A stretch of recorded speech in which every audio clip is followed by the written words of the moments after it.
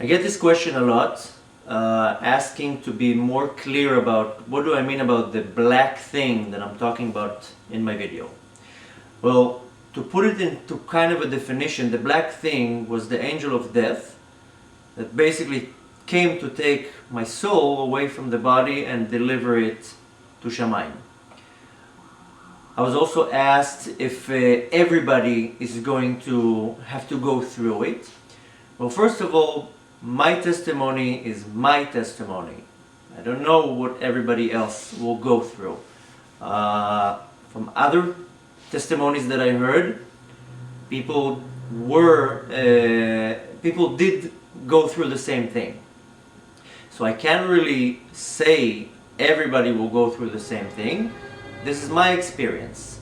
From my knowledge, from acquiring after my experience, is when a person does a sin in Hebrew is called avera, an avera. When a person does an avera, what happens? If you take the Hebrew word avera, the action that happens is that person over lerashut acheret. In the beginning, the Jew was in the domain, in the possession of God, which is cannot be better than that. But once the person did the opposite of Hashem's will, what happens is he moves. He does an avera. He moves to the domain of the dark side, of the klipa, of the samech mem, of the everything opposite from Hashem, or as we call it in the language of Hasidut, sitra achra, the other side. So when a person does a mitzvah, what is a mitzvah? Comes from the word tzavta, means that he connects himself back to Hashem. That's in general what's a mitzvah. A mitzvah is connecting your soul back to Hashem. So if a person has averot, sins, averos, he moves himself to the other side, to the domain, to the possession of the sitra acha, of the other side of God. God is light, the other side of God is darkness. So when a person, like I was immersed in the opposite of God's will, was immersed in averot, then I moved myself to the possession of the other side of godliness, which is darkness. A person that is immersed in mitzvot and maasim tovim and learning Torah, and he's totally connected to God, according to this, what we learn, that person should not have anything to do with the other side, with the darkness. So I cannot promise anyone what's going to happen to them when they leave this world.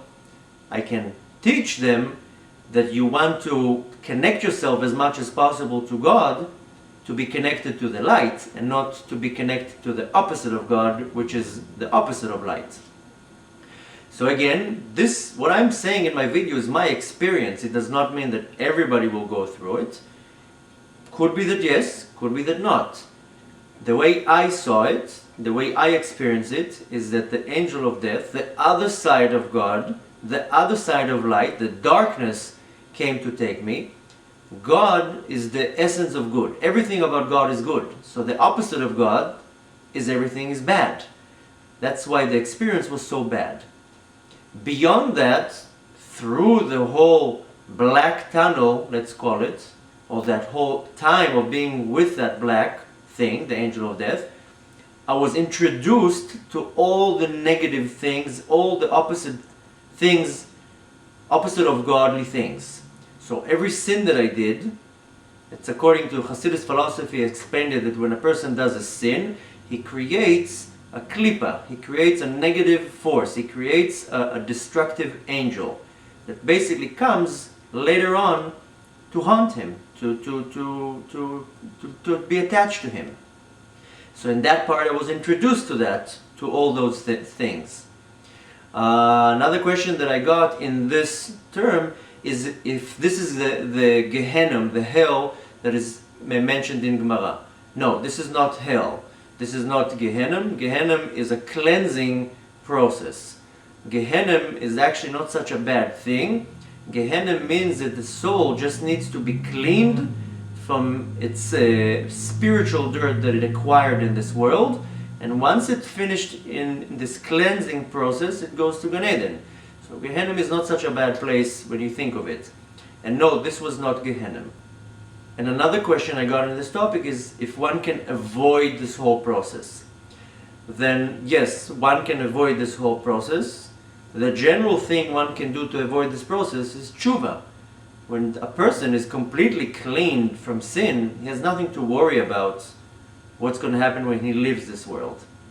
I explained in a different video about a concept called chibut hakever and kaf hakela. In a lot of the cases, a lot of the neshamot have to go through that, which is a kind of a cleansing process from removing spiritual dirt from the neshama before it's able to rise to higher and more holier worlds. Anything that has to do with kedusha, any Torah per person learns, any mitzvah that it does, will help avoid any negative things happening to the neshama once leaving the world. Obviously, once a person is immersed in Torah and masim tovim and mitzvot, then his neshama is completely covered and wrapped with godly light. Then a little bit of light diminishes a lot of darkness. One important thing is to make sure that the next generation after you is also following the Torah and observing the mitzvahs, because when a person leaves the world, his children, they say Kaddish on him, they bury him the right way according to Jewish law, they do all sorts of other things that help the neshama be protected and well cared. So it's a very broad topic, and that's why it's very hard for me to kind of explain what's this whole black thing, and that's why I'm not going into it in my own video. Especially that the whole experience in that, during that black thing, it was so long, it was like eternity. And everything was like stretched and looked like endless. So there's so many descriptions of what I remember, half of them I don't even know how to put in words. One needs to remember to connect himself all the time to God, and not to move himself, to do an avera, to be over to the other side, to the sitra achra. Once a person disattaches himself from God by doing averot and sins, then he basically voluntarily puts himself in the domain, in the possession of the sitra achra. So that's, in a nutshell, what it means. I hope I answered all of your questions. If it's still not clear, please feel free to ask any more questions.